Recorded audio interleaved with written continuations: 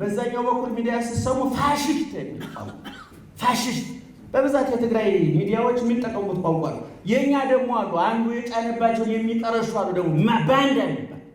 ባንዳ ትግራይን ባንዳ ነበር፣ አማራን ባንዳ ነበር። ጣሊያን ሲመጣ እኮ ለጣሊያን እጅ ሰጥቶ የነበሩ ሆዳም አማሮች ነበሩ፣ ባንዶች ነበሩ። እባካችሁ ፓስተሮች ረፉልን፣ እባካችሁ እናንተ ስለጠገባችሁ ሰው ርቦታል። እናንተ መኪና አላችሁ፣ ሰው በታክሲ ወረፋ እየተሰቃየ። እባካችሁ የእኛም ሰባኪያን የእስልምና ውስጥ ያላችሁ ፖለቲካ ውስጥ ናችሁ እየበላችሁ ህዝቡ ላይ የምታገሱ እባካችሁ እየበላችሁ የምታገሱ እረፉልን። ስለ መድኃኒዓለም እንደው ስላለህም ጭምር አያስቅም። ይሄ የሚያስለቅሰው ላይ ተሰቃን ነገ ታለቅሳለህ። እኔ አሜሪካ ነበር ያለሁት ደብረ ብርሃን ደረሱ ይባል እውነቱን ለመናገር እንቅልፍ አጥቻ አድሬያለሁ። እኔ ስለ ኢትዮጵያ ስቤ ስለ ባንዲራ ምናምን ልጆች ስላሉ እሱ የማታሪያው ባንዲራ ማሸጊያው ብልጣሎች የሚያሽጉበት መጋረጃ ነው። ተንኮል ለመስራት ያሰቡ መጋረጃ ይባላል። እኔ ለልጆች ለራሴ ስለማስብ ፖለቲካውን ለነገ በማይጠቅም ዛሬ እስካበላን ድረስ የመጣው ይንጣ ብለው እንደፈለጉ የሚናገሩ ሰዎች ነገን የማያዝ ትርፍና ኪሳራችን የማያስቡ እኔ አንዳንዶቹ ፖለቲከኞች የሚናገሩትን ስሰማ እኔ የፖለቲካ መሀይም ነኝ፣ የወንጌል ሊቅ እንጂ የፖለቲካ መሀይም ነኝ። እንደ መሀይም እንኳን ማሰብ የማይችል ትርፍና ኪሳራች የማይለቁ የፓስተሮቹ በጠበጡ ሰሞኑ ታውቃላችሁ። እነሱ ቪኤት እየነዱ በታክሲ ወረፋ በሚሰቃይ የሚቀልዱ ፓስተሮች መስቀል አደባባይ የእኛም ሰባኪዎች ደነፉ፣ ፖለቲካ ደነፉ።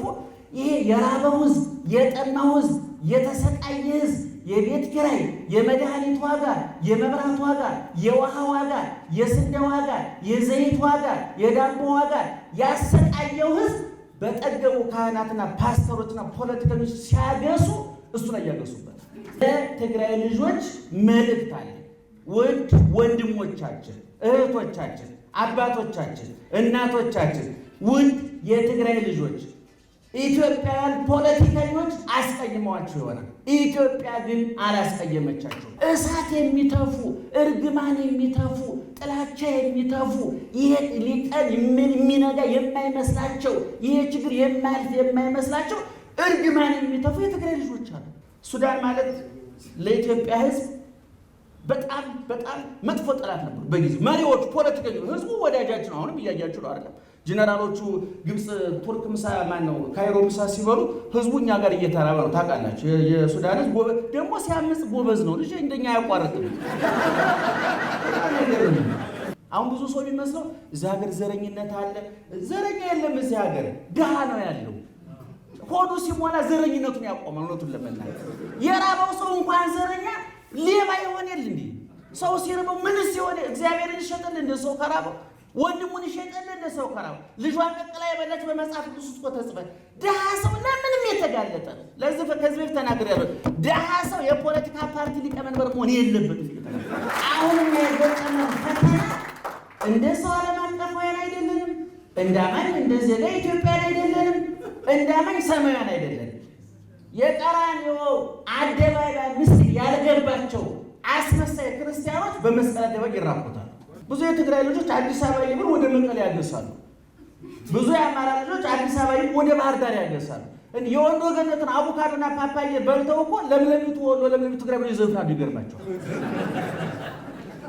ወለጋ የወለጋ ቡና የጅማ ቡና እያለ ቡና የለም እንጂ ቡናማ ቢኖር ብለው ጎንደርን ያመሰግናል። እኔ እንግባባ፣ እንደማመጥ እባካችሁ ኢትዮጵያችን ልናተርፋት እንችላለን። እግዚአብሔር ደግሞ ይጠብቃታል በእርግጠኝነት። እውነቱን ለመናገር የዛሬ 4 ወር 5 ወር ምን ይሆን እንደነበር ዛሬ ምን እየሆነ እንደሆነ ታውቃላችሁ። የበለጠ ደግሞ እንደው ጦርነቱም ከስሙ ተካክሰን ተወያይተን እኛ ላይ ያሉት ፖለቲከኞች እንደው ይስማሙና ይጨባበጡልን እንጂ መቀሌና ባህር ዳር 2 ቀን ጉባኤ ብናደርግኛ የትግራይና አብሮ ምሳ እንዲበላን ማድረግ እንችላለን።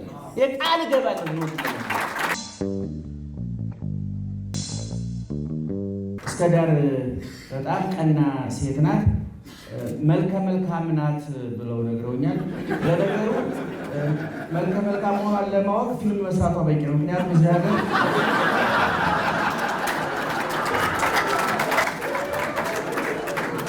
የሀገር ደራሲያን የሀሳብ ድግመታቸውን በመልክ ለመሸወር ስለሚፈልጉ ቆንጆ ሴቶችን ይመርጣሉ። ቁንጅናቸውን እያየ ሀሳባቸውን እንዲያመልጥላቸው ስለሚፈልጉ ይመስለኛል።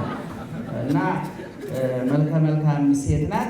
እኔ ግን ከመልኳ ይልቅ ሀሳቧ መልካም ነው። ቁመቷ መለሎ ብቻ ሳይሆን ሀሳቧ መለሎ ነው፣ ወንዝ ተሻጋሪ ነው። ይህን መደበቅ አንፈልግም። እኔ መጽሐፍ ቅዱስ ውስጥ አሁን እየገረሙኝ የመጡ ሁለት ሀሳቦች ላንሳ። በመጽሐፈ ኢዮብ ላይ እና በዮሐንስ ወንጌል ላይ ነው ያለው። ሙሉ ሰው የሚል ተጽፏል። ሙሉ ሰው የሚለውን ግዕዙ እስመ ልሂቅ ውእቱ ልሂቅ ነው። አሁን ከቅርብ ጊዜ በኋላ የአማራ ልሂቃን፣ የትግራይ ልሂቃን፣ የኦሮሞ ልሂቃን የሚባል የሆኑ አንደበታቸው ያልተቦረሸ ሰዎች፣ በጣም መጥፎ ሰዎች እንኳን ስልጣን የሌለኝ እንጂ አቅም ቢኖረኝ እግዚአብሔር ፈርዶባቸው ነበር፣ ግን አቅም የለኝም። በጣም መጥፎ ሰዎች አሉ። ከአማራ ልሂቃን ጋር እንዲናረጋለን፣ ከትግራይ ልሂቃን ጋር እንዲናረጋለን የሚሉ ያ ሙሉ ሰው የሚለው ነው ልሂቅ ተብሎ ወደ አማርኛ እንዳለ ንባብ ወስደውታል። መጽሐፍ ቅዱስ ላይ ልሂቅ የሚለው ሙሉ ሰው ብሎ ተርጉሞታል። ኢዮብ ሙሉ ሰው መሆናቸው ጠፍቶባቸው ነበር ይላል። በዮሐንስ ወንጌል ምዕራፍ 9 ላይ ዓይነ ስውሩ ዓይኑ ከበራለት በኋላ በጌታ እንድናወራ ብዬ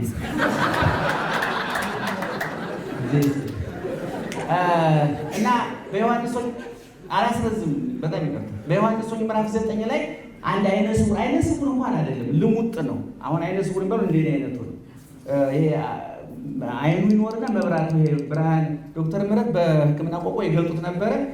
ያኛው ዓይነ ስውር ግን ልሙጥ ነው እና ያን ዓይነ ነው ክርስቶስ ያበራውና ቤተሰቦቹም በዙሪያ የነበሩ ገርሟቸዋል። ደቀ መዛሙርቱም ገርሟቸዋል።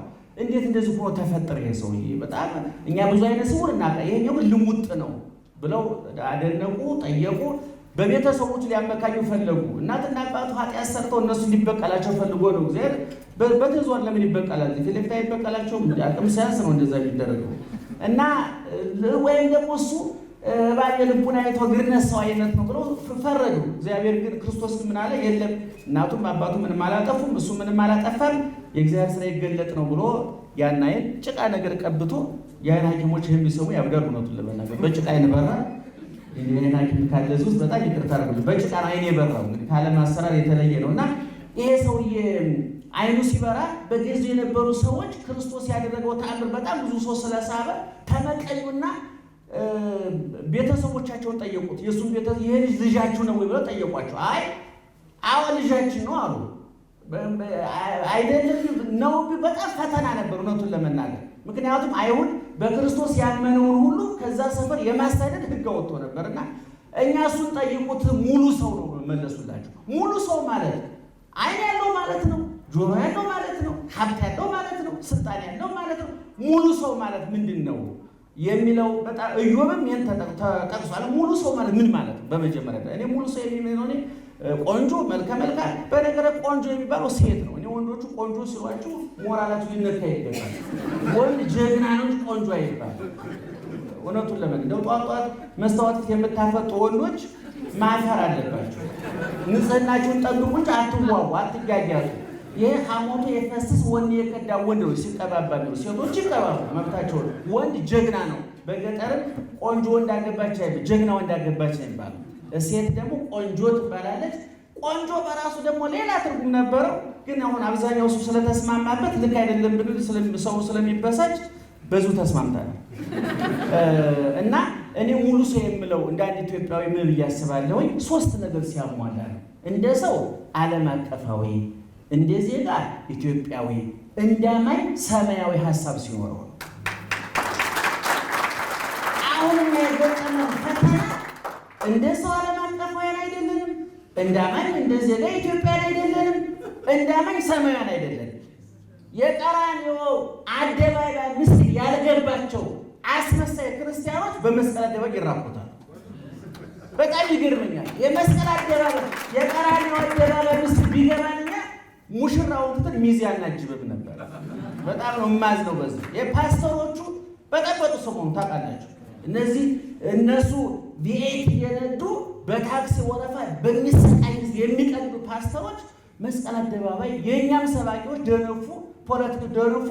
ይሄ የራበው ሕዝብ፣ የጠማው ሕዝብ፣ የተሰቃየ ሕዝብ የቤት ኪራይ፣ የመድኃኒት ዋጋ፣ የመብራት ዋጋ፣ የውሃ ዋጋ፣ የስንዴ ዋጋ፣ የዘይት ዋጋ፣ የዳቦ ዋጋ ያሰቃየው ሕዝብ በጠገቡ ካህናትና ፓስተሮችና ፖለቲከኞች ሲያገሱ እሱ ላይ ያገሱበት እና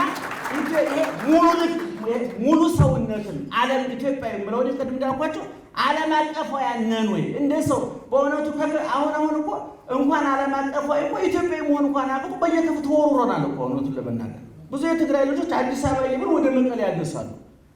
ብዙ የአማራ ልጆች አዲስ አበባ ይብሉ ወደ ባህር ዳር ያገሳሉ። የወንዶ ገነትን አቮካዶና ፓፓዬ በልተው እኮ ለምለሚቱ ወሎ ለምለሚቱ ትግራይ ብለው ይዘፍናሉ። ይገርማቸዋል። የወለጋ ቡና የጅማ ቡና እያለ ቡና የለም እንጂ ቡናማ ቢኖር ብለው ጎንደርን ያመሰግነው። ይሄ እንዲህ ብሎ አንድነት ሊመጣ አይችልም። ይሄ ቡና የለም እንጂ ቡናማ ቢኖር ወይ ሀገር ምንጥስ ጎንደር ምን አለ ቡና ያለበት ወለጋ ብታመስል ቀላል አይደለም። ቡና ያለበት ጅማና ታመስል ጎንደር ወይ ራሱ የሚመሰገንበት ነው። ምን ችግር አለ? ስለዚህ በጣም ጠበን ተበላሽተናል እና እስከ ዳርዬ እኔ ባንቺ በኩል ለትግራይ ልጆች መልእክት አለ።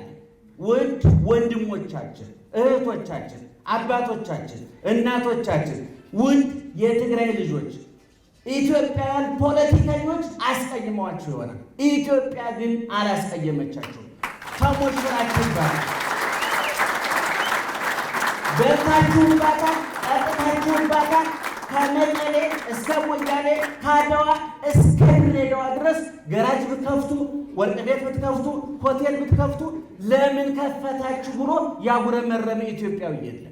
ገራጅ ብትከፍቱ መኪናውን መጥቶ አሰርቶ ወርቅ ቤት መጥቶ ወርቃችሁን ገዝቶ ሆቴል ብትከፍቱ ምግብ በልቶ ያበለጸጋችሁ ውድ ወገናችሁ ኢትዮጵያዊ ነው። በጊዜው ነገ በሚሽር ቁስል፣ ነገ በሚገፍ ደመና፣ ነገ በሚራገፍ አዋራ፣ ነገ በሚረግፍ አበባ የማያልፍ ንግግር እንዳንናገር ጥንቃቄ ማድረግ አለብን። ሰሞኑን ሁለት ቃላት በጣም ያሳዝኑኛል። በዛኛው በኩል ሚዲያ ሲሰሙ ፋሽስት የሚባሉ ፋሽስት በብዛት የትግራይ ሚዲያዎች የሚጠቀሙት ቋንቋ ነው። የኛ ደግሞ አሉ አንዱ የጫነባቸውን የሚቀረሹ አሉ። ደግሞ ባንዳ የሚባል ባንዳ ትግራይን ባንዳ ነበር፣ አማራን ባንዳ ነበር። ጣሊያን ሲመጣ እኮ ለጣሊያን እጅ ሰጥቶ የነበሩ ሆዳም አማሮች ነበሩ፣ ባንዶች ነበሩ። ምን ቁም ነገር አለ? ማንም ባንዳ ነው። መቀሌም ባንዳ አለ፣ ባህር ዳርም ባንዳ አለ፣ ወለጋም ባንዳ አለ። ደግ ሰው ወለጋም አለ፣ ደግ ሰው መቀሌም አለ። በጅምላ ህዝብ ታሽጎ አይሰጥም። እንግዲህ ኢትዮጵያዊነታችን ይሄ ነው። በሌላ በኩል ኢትዮጵያዊነት ብዙ ተተርኮለናል። እኔ ኢትዮጵያዊነት የ3000 ዓመት ታሪክ የባንዲራ የሃይማኖት የላሊበላ የጀጎል ግንብ የፋሲል ግንብ ምናምን የግንብ ጉዳይ እንደንሻል ግንብ ብለን ባለሽከረከር ነው። ኢትዮጵያዊ አሁን ያለውን ሰው ትኩረት ማድረግ አለበት። ሰምታችሁኛል? እኔ አክሱም ሐውልት ሲፈልግ መልሶ ጣሊያን ሊወስዱ ይችላል። መጫን ከቻለ እኔ አክሱም ያለው ሀጎስ ነው የሚጨንቀኝ ነው እውነቱን ለመናገር ድንጋይ ሊጫን ነው። እኔ ፋሲልን ግንብ ከፈለጉ ጎንደር ቀቅለው ይሉት። እኔ ፋሲል ጎንደር ከተማ ጎንደርን የሚያንገበግበኝ ይህንን ማመን አለብን። ፖለቲከኞቹ አሁን የመጡ ፖለቲከኞች የሚገርማቸው ነገር ያራግባሉ፣ ከዚያም ከዚህም ይራገባል። እነሱ በልተው ጠጥተው ያገሳሉ። ዳው ቅድም እንደነገርኳቸው ችግሩን የምንጋፈጠው እኛ እታች ያለነው ሰዎች ነው። ስለዚህ እኔ በእውነት አማራውንም ኦሮሞውንም እንወክላለን የምትሉ ፖለቲከኞች እውነቱን ለመናገር እኔ ለጠቅላይ ሚኒስትሩ ከኔ ይልቅ እነ ዶክተር ምህረት ናቸው ቤተሰቦች የሚቀራረቡ አላውቃቸውም። እኔ 3 ጊዜ 2 ጊዜ አግኝቻቸዋለሁ። አንድ ብርጭቆ ሸከጃቸው አግኝቻለሁ። ግን የአማራና የኦሮሞ ፖለቲከኞች ግን እሳቸው የተሸከሙላችሁ መስቀልና ቀንበር ተረድታችሁ እንደ አዲስ ኪዳን መካከለኛ ብትጠቀሙባቸው። ሰምታችሁኝ በደንብ አዳምጡ። አጨብጫቢ ሞልቷላችሁ። አሁን ብዙ ጊዜ በእኛ ቤተክርስቲያን ብፁዕ ቅዱስ አቡነ ጳውሎስ ነበሩ ታውቃላችሁ። 22 ዓመት ሲሰደቡ ኖሩ። ይገርማችሁ የሁላችንንም ስድብ ወክለው ሲረከቡ ሲሰደቡ ኖሩ። እሳቸው ሲሞቱ ስቡ ወደኛ ተንሸራተተ። እሳቸው ተሸክመውልን ነበር ቀንበሩ። አሁንም እኔ አማራውን እንወክላለን፣ ትግሬውን ማነው ኦሮሞን እንወክላለን፣ ትግሬውን እንወክላለን እያሉ እዛም እዚህም የሚወራጩ ሰዎች ኃላፊነት ላይ ያልተቀመጡ ሰዎች ናቸው። ተሳፋሪ እንደ ልቡ ያወራ ሹፌሩ ላይ ሀሳቡን ጭኑ። እኔ የሐዲስ ኪዳን መካከለኛ ዶክተር ምረት ያውቁታል። የሐዲስ ኪዳን የብሉይ ኪዳን መካከለኛ ሊቀ ካህናቱ ነው። የሐዲስ ኪዳን መካከለኛ ክርስቶስ ነው። ምክንያቱም እንደ አባቱ ረቂቅ ነው፣ እንደኛ ግዙፍ ነው። እንደ አባቱ ሕያው ነው፣ እንደኛ ሟች ነው። እንደ አባቱ ዘላለማዊ ነው፣ እንደኛ ጊዜያዊ ነው። እንደ አባቱ ዘመን አይቆጠርለትም፣ እንደኛ ዘመን ተቆጥሮለታል። ስለዚህ በአብና በእኛ መካከል መካከለኛ ይባላል። እኔ ጠቅላይ ሚኒስትሩ እንደው የአማራና የኦሮሞ ፖለቲካ ብሰሙ ደስ የሚለን እንደ መካከለኛ ቁጠሯቸውና ኢትዮጵያን አሻግሩልን፣ አሳልፉልን። የተደቀነብን ፈተና በጣም ከባድ ነው። እውነቱን ለመናገር እኔ ሰዎች ስለ መስቀል አደባባይ ሲራቆት በጣም ነው የሚገርመኝ።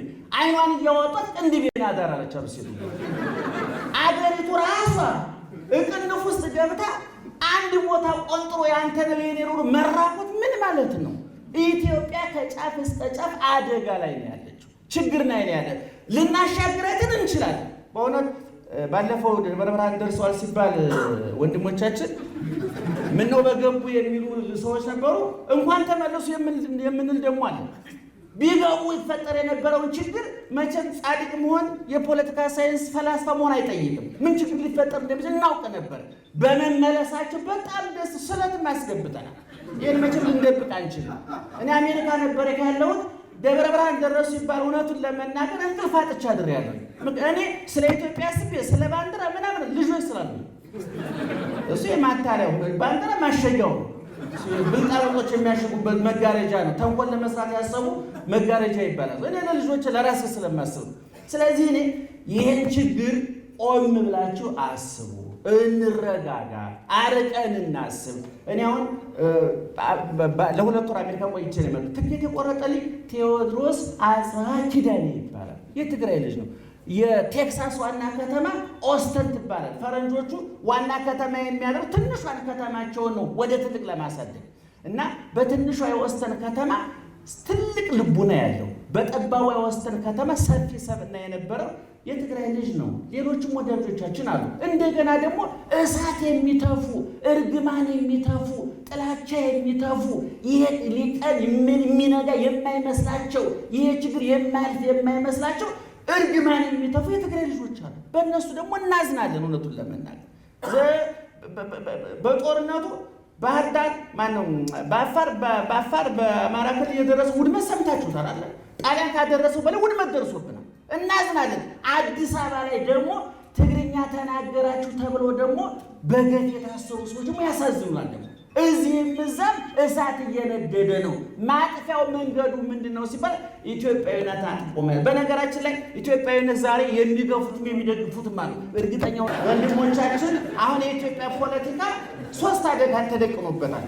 አንደኛው ፖለቲካውን ለነገ በማይጠቅም ዛሬ እስካበላን ድረስ የመጣው ይንጣ ብለው እንደፈለጉ የሚናገሩ ሰዎች ነገን የማያስ ትርፍና ኪሳራችን የማያስቡ እኔ አንዳንዶቹ ፖለቲከኞች የሚናገሩትን ስሰማ እኔ የፖለቲካ መሀይም ነኝ፣ የወንጌል ሊቅ እንጂ የፖለቲካ መሀይም ነኝ።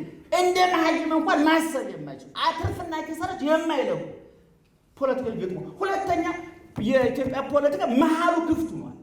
ቅድም እንደነገርኳቸው ፖለቲከኞቹ ለምሳሌ እዛ አንድ ፓርቲ እንደ በአሜሪካ ልናገር መቼም አሜሪካ ጥሩ ነው ስለማይሰሙን እዛ ብንናገር ችግር ነው። አሁን አሜሪካ ነገር ሪፐብሊካን አሉ፣ ዲሞክራቱ አለ፣ ዲሞክራት ፓርቲ አለ፣ ሪፐብሊካን ፓርቲ አለ፣ ግራና ቀኝ። መሀሉ ፍርድ ቤቱ አለ፣ ምርጫ ቦርዱ አለ፣ ሚዲያዎቹ አሉ። እኛ ሀገር ክፍት ቦታ የለም። ሆነ ቦታ ተጠግተዋል። እውነቴን ነው የምላችሁ። ወይም መንግስት ጋር ወይም መንግስት ላይ የተንጠለጠሉ ናቸው፣ ወይም መንግስት የሚያጠለጥሉ ናቸው። በመሀል ላይ ክፍት ቦታ የለም። ይህን ክፍት ቦታ የምንሞላው የሃይማኖት ሰዎች ነበር። እኛም ደግሞ በተለያየ ምክንያት በዛ በኩል ህወሓትን በርታ ጠንከር ብሎ ማዕድ የሚባርኩ አሉ፣ በዚህ በኩል የመንግስት ማዕድ ባራኪዎች አሉ። መሀሉ ክፍት ሆነ። እግዚአብሔር እንኳን መስተንፈሻ ቦታ ነው ያጣው። እውነቱን ለመናገር ማንን ይላል እግዚአብሔር? እውነቱን ለመናገር እገሌ ልላክ እንኳን ብሎ እንዳይ ጳጳሱ መነኩሴው ሸሁን ፓስተሩም እዛው አጨብጫቢ ሆነ። ፖለቲካው መሀሉ ክፍቱን አደጋ ላይ ወድቋል። ይህን ክፍተት እኔ እውነቱን ለመናገር ይህን ክፍተት ፓስተሮቹ፣ ኡስታዞቹ፣ ካህናቱ ይህን ክፍት ቦታ ልንሞላ ይገባል። ለምሳሌ እኔ አንድ ጳጳስ ሽማግሌ የሆኑ ይሁዩ የሚባል ስጋ ተቃዋሚ ሆነ አይመለከተኝም ይላል። መንግስት እሱ የሚመለከተው ሁሉም ግሩፕ ውስጥ ቡድን ውስጥ አስገብተው አስታራቂ ጭምር ነው ያጡት ፖለቲከኞቹ ጥግ አስይዘው እና እኔ ከዚህ በፊትም ተናግሬያለሁ። ለሃይማኖት ተቋማት ክፍት ቦታ ርቃታች መጠበቅ አለበት። ስንጠጋ ዞር በሉ ማለት አለበት መንግስት። አትጠጉኝ ማለት አለበት። ምክንያቱም ስንጠጋ አስታራቂ ያጣል። እየሰማችሁ ነው? አስታራቂ ያጣል። እና ይሄ ሶስተኛ የዚህ ሀገር ችግር የሚመነጨው ከድህነትና ከመሃይምነት። አሁን ብዙ ሰው የሚመስለው እዚህ ሀገር ዘረኝነት አለ። ዘረኛ የለም። እዚህ ሀገር ድሃ ነው ያለው። ሆዱ ሲሞላ ዘረኝነቱን ያቆማል። እውነቱን ለመናገር የራበው ሰው እንኳን ዘረኛ ሌባ ይሆናል እንዴ? ሰው ሲርበው ምንስ ይሆን? እግዚአብሔርን ይሸጠል እንደ ሰው ከራበው፣ ወንድሙን ይሸጠል እንደ ሰው ከራበው። ልጇን ቀቅላ የበላች በመጽሐፍ ቅዱስ ውስጥ ተጽፏል። ድሃ ሰው ለምንም የተጋለጠ ነው። ለዚህ ከዚህ በፊት ተናግሬያለሁ። ድሃ ሰው የፖለቲካ ፓርቲ ሊቀመንበር መሆን የለበትም። ድሃ ሰው የፖለቲካ ፓርቲ ማቋቋም የለበትም። መጀመሪያ ሆዱን ይሙላል፣ ኪሱን ይሙላል።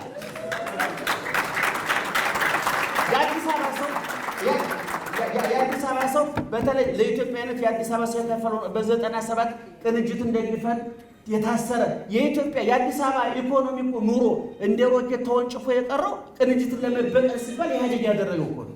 ዛሬ ቅንጅቶች የገቡ እግዚአብሔርና እነሱ ናቸው የሚያውቁ። እኛ ግን ኑሮውን መከራው ተገፍተነዋል። የሆነ ጊዜ ሰማያዊ የሚባል ፓርቲ መጡ። ቀለሙን ዓላማው ያላቀ ሰማያዊ። በዛ ምክንያት የታሰሩ የተገረፉ ወጣቶች አሉ። ዛሬ ያንን ፓርቲ ያቋቋሙ ሰው የት እንደገቡ ቤተሰብ እንኳን የሚያውቅ እንኳን እያውነት ገፈታውን የምንጋፈጠው እኛ ነን። ስለዚህ የአዲስ አበባ ሰው ስታጨበጭብ አስበህ አጨብጭብ፣ እልልስ አስበህ ተራመድ። ፖለቲከኞቹ ትርፍና ኪሳራ ለክተው ነው የሚሄዱት። እኔ በጣም ብሶ ስላለብኝ እንጂ መጽሐፉ አይመለከትም።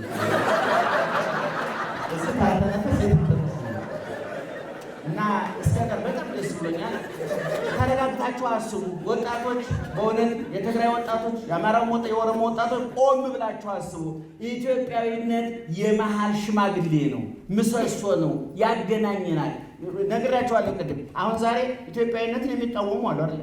ኢትዮጵያዊነትን የሚደግፉ አሉ። ከ5-10 ዓመት በኋላ ግን በእርግጠኝነት 95 ከመቶ የኢትዮጵያ ሕዝብ ኢትዮጵያዊነት ደግፎ ይቆማል። ግን ሬሳ ማሳከም እንዳይሆን በሽተኛውን እናሳክም። ሬሳ ማሳከም አይቻልም። ሬሳ ማስመርመር ነው የሚቻለው። ነገር ካለቀ ከደቀቀ በኋላ ከምንሰለፍ ግድ የላችሁም፣ ቆም ብለን እናስብ። ዛሬ ብዙ ችግር ያለበት ሀገር ውስጥ ነው ያለው ህዝቡ። የአዲስ አበባ ሰው የሚተነፍስበት ቦታ አጥቶ ነው እንጂ እርቦታል፣ ጠምቶታል፣ በርዶታል። በእውነ ውሃው፣ መብራቱ መከራ ገብቷል። ለዳቦ ወረፋ አላያችሁም? የሸገር ባስ አካባቢ እኛ ሰፈር አለ የሸገር ባስ ወረፋ ሌሊት 8 ሰዓት ቆመ። በ21ኛው መቶ ክፍለ ዘመን ዳቦ ጥያቄ ከሆነ እርግማን አለ ማለት እና እስከዳር በጣም ደስ ብሎኛል። በጣም ወዲስ እነ ዶክተር ምህረት በርቱልን። እባካችሁ አስታርቁን፣ እባካችሁ ፓስተሮች ረፉልን፣ እባካችሁ እናንተ ስለጠገባችሁ ሰው ርቦታል። እናንተ መኪና አላችሁ፣ ሰው በታክሲ ወረፋ እየተሰቃየ። እባካችሁ የእኛም ሰባኪያን የእስልምና ውስጥ ያላችሁ ፖለቲካ ውስጥ ናችሁ እየበላችሁ ህዝቡ ላይ የምታገሱ እባካችሁ እየበላችሁ የምታገሱ እረፉልን። ስለ መድኃኔዓለም እንደው ስለ አላህም ጭምር አያስቅም። ይሄ የሚያስለቅሰው ላይ ተሰቃን ነገ ታለቅሳለህ። ስለዚህ በጣም ነው የማዝነው። እየሄድንበት ያለው ምን በጣም መጥፎ ስለሆነ ይሄን እየተናገርኩ ያለው ተረጋግተን ማሰብ አለን። ቆም ብለን ማሰብ አለብን።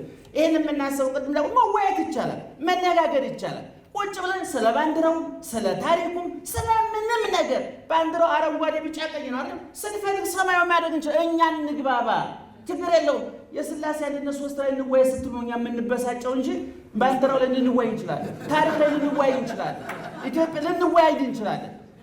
የትግራይ ልጆች በምንም ተአምር ከኢትዮጵያዊነታችን ውጭ ምንም ነገር የሚያተርፋቸው ነገር የለም። ይሄን ማሰብ አለበት። በጣም የሚገርማቸው ነገር ሱዳንና ቱርክ፣ እኔ ሰሞኑን ካንዱ ወዳጅ ጋር እያወራሁ ነበረ። ሱዳን ማለት ለኢትዮጵያ ሕዝብ በጣም በጣም መጥፎ ጠላት ነበሩ በጊዜው። መሪዎቹ፣ ፖለቲከኞች፣ ህዝቡ ወዳጃችን ነው። አሁንም እያያችሁ ነው አይደለም? ጀነራሎቹ ግብፅ ቱርክ ምሳ ማነው ካይሮ ምሳ ሲበሉ ህዝቡ እኛ ጋር እየተራበ ነው። ታውቃላችሁ? የሱዳን ህዝብ ደግሞ ሲያምጽ ጎበዝ ነው። ልጅ እንደኛ አያቋርጥም። አበሻ እኮ ሞከር አድርጎ አጣጫው ካላማ ሀሳቡን ይለውጣል። ጎበዝ ይሄኛን ነው ማለት ነው። እና አፄ ዮሐንስን መተማ ላይ አንገታቸውን ቆርጠው ወስደው ካርቱም ላይ እንደ ብቅር ፀሐይ ሲያስመቱ የዋሉት የሱዳን ልጆች ናቸው። ዛሬ የህወሓት ሰዎች ሱዳን ተረጋላለች ነው ተስፋ የሚያደርጉት። ቱርክ ግራኝ መሐመድ ኢትዮጵያ ውስጥ ያንን ሁሉ ሲያደርስ ኢትዮጵያን ስትረዳ ቱርክ ማን ነው? እሱን ስትረዳ ያለ ቱርክ ናት። ዛሬ ቱርክ ተረዳላለች እየተባለ ዛሬ በየሚዲያው ስሰሙ ቱርክ የውለታ እናታችን ምን ናቸው ይባላል። ግን እኔ በእርግጠኝነት እነግራቸዋለሁ የቻይና ሚሳኤል የቱርክ ድሮን ይቅርና የሚካኤልና የገብርኤል ሰይፍ እንኳን ብንታጠቅ 5-6 ሚሊዮን ዜጎቿ ያኮረፏት ሀገር ሰላም አታገኝም። እርቅ ብቻ ነው የሚያዋጣው፣ ይቅርታ ብቻ ነው የሚያዋጣው። ይህን ማመን አለበት። እኔ አሜሪካ ስለደፋቻት የምትወርድ ቻይና ስለደገፈቻት የምትቆም ሀገር ሳይሆን እኔ እናንተ ስንደግፋት የምትቆም ስንገፋ የምትወርድ አገር ነው ያለች። ይሄ ልበ ሙሉ መሆን ያስፈልጋል፣ ቆፍጣና መሆን ያስፈልጋል። እኔ አሜሪካ ላይ አፍ የሚከፍቱ በጣም ያበሳጩኝ ነው። አሜሪካን እዛው አሜሪካን ይሳደባሉ። ይገርማቸዋል። እነሱ ብልጥ ናቸው። ዝም የሚሉን እኮ ዲሞክራሲ እኛ ሀገር አለ ማስታወቂያ ሊሰሩብን ነው። አንድ ሁለተኛ ጮሆ የትም እንደማይደርስ ያውቁታል። በህግ ዶክተር ምህረት ይነግሯቸዋል። በህግ ታብትበው ስትጮህ ማታ ቤት ትገባለህ። አንድ በአሜሪካ ላይ ምንም የምታመጣው ለውጥ የለም። ይገርማል። ጎበዞች ናቸው እነሱና እኔ እንግባባ፣ እንደማመጥ። እባካችሁ ኢትዮጵያችን ልናተርፋት እንችላለን። እግዚአብሔር ደግሞ ይጠብቃታል በእርግጠኝነት። እውነቱን ለመናገር የዛሬ 4 ወር 5 ወር ምን ይሆን እንደነበር ዛሬ ምን እየሆነ እንደሆነ ታውቃላችሁ። የበለጠ ደግሞ እንደው ጦርነቱ ከስሙ ተካክሰን ተወያይተን እኛ ላይ ያሉት ፖለቲከኞች እንደው ይስማሙና ይጨባበጡልን እንጂ መቀሌና ባህር ዳር 2 ቀን ጉባኤ ብናደርግኝ የትግራይና አብሮ ምሳ እንዲበላን ማድረግ እንችላለን። የቃል ገባለን ነው። ግን ላይ ያሉት እንደው ይገናኙልን ላይ ያሉት ሁሉም በያ ምክንያት ጦርነቱ ከቆመ ሰው ይጠይቃል። የአፍሪካ ፖለቲከኞች ህዝባቸው መጋረጃቸው ጦርነት ነው። እየተዋጋው ነው። ይሄን ያላሟላውልኝ ጦርነቱ ከቆመ እኮ ምግብ አምጡ ይላል፣ መድኃኒት መንገድ ስሩልኝ ይላል። መንገድ ያልሰራው እየተዋጋውልኝ ነው ብለው የራሳቸውን ህይወት በሰው ሞት ያራዝማሉ። በሰው ድግስ የሚዳሩ ጀግኖች ናቸው። ላሊበላ በሰው ድግስ ነው የሚያገባ ይባላል። ታውቃላችሁ? እቺን ተናግሬ ልጨርስ። ላሊበላ ማለት እንትና ላሊበላ ታውቃላችሁ? አባወዴ ታውቃላችሁ? ምንድን ናቸው? እነ ግጥም እየገጠሙ በየሰው ቤት የሚለሙ ናቸውና ትልቅ ሲዞሩ በያገሩ ትልቅ ሰርግ ስራ ካጋጠማቸው አብሮ ያለችውን እህቱን ያችን ሴቷን ምን ይላታል? ይኸውልሽ ይሄ ሰርግ እኔና አንቺ ነው። ስለዚህ ከዛሬ ጀምሮ አግብቼሽ ድል ባለ ሰርግ አግብቼሻለሁ። ድግስ እኮ እነሱ በልመና ነው የሌላ ሰው ድግስ እኮ ነው። እኔ በእኛ ሰርግ የሚዳሩ ሰዎች እንዳይኖሩ በራችሁ ዝጉ። መቼም ይሄን ነገር ሁሉ ይልልኝ በተረጋጋ ስለሆነ እኔ አብዱራህማን ወንድማችን በጣም ቅድም ለተነገረው ነገር እኔ እዚህ ውስጥ ያለን ሰዎች እኔ 20 ሺህ ብር አላወጣም። እኔ ለራሴ ገንዘብ የለኝም። ገንዘብ ያላቸው አወጥተዋል። እኔ ለራሴ እንኳን መኪና የለኝም። እውነቱን ለመናገር በራይድና በታክሲ ነው የምሄደው። ግን እዚህ ውስጥ ያለን ሰዎች እኔ አሁን 1 ሺህ ብር እገዛለሁ። እዚህ ውስጥ ያላቸው ሰዎች የ1 ሺህ ብር መጽሐፍ ገዝተን ብንል በግድ 20 ሺህ ብር መባል አለበት እንዴ? አዜብዬ 20 ሺህ ብር መሆን አለበት? 1 ሺህ ብር ራሱ ብዙ አይደለም። 1 ሺህ ብር ማለት እኮ 10 መቶ ማለት ነው። 10 መቶ 20 50 በጣም ስናባዘው ማለት ነው። 1 ሺህ ብር ከምንና የ1 ሺህ ብር ብንገዛ እንደው አታሳፍሩኝ ብዬ ተስፋ አደርጋለሁኝ። እኔ 1 ሺህ ብር መጽሐፍ ላዚህ ብሩን አሁን አልያዝኩም። ኪስ 300 ብር ኪስ ያለ የራይድ ነው እልክልሻለሁ፣ ላዚህ እሰጥሻለሁ። ሌሎቻችሁም የ1 ሺህ ብር መጽሐፍ ብዙና አብዱራህማንን እናሳክመው። ባሴ ሀብቴን በምን አስታወሱት? በቀደም ዕለት ጠብታ ማር የምትል መጽሐፍ ታስታውሳላችሁ? በጣም ሁላችሁም አንቧት እስኪ። እንደውም እኔ 15ኛው ሆነ የጳውሎስ መልእክቱን ባለ መጽሐፏ በሳጨለው ሲናገር አንድ ጓደኛዬ አንተ መናፍቅ ብሎ ሰደበኝ። በጣም ጥሩ ምክር ነው ያላት። የበታችነት ለሚሰማው የኑሮ ዘዴ ለጠፋበት ራሱ በራሱ ተስፋ ለቆረጠ መድኃኒት ናት እና ያችን መጽሐፍ የተረጎሟት ደምሴ ጽጌና ባሴ ሀብቴ የሚባሉ ሰዎች ናቸው እና እሳቸው በማሳተሙ ለእኛም ባለውለታ ነው ያችን መጽሐፍ ተተርጉማኛ ጆሮ የደረሰችው። ለእንግሊዝኛ መሀይምናኖች መጽውተውናል እና ለባሴ ሀብቴ አስታሞ የቀበረ ሰው ባለውለታችን ነው። እኔ በግሌ አልበላም አልጠጣም ብዬ 1 ሺህ ብር መጽሐፍ ቃል ገብቻለሁ። ሌሎቻችን ቃል የበላ ተስፋ አደርጋለሁ። ጊዜ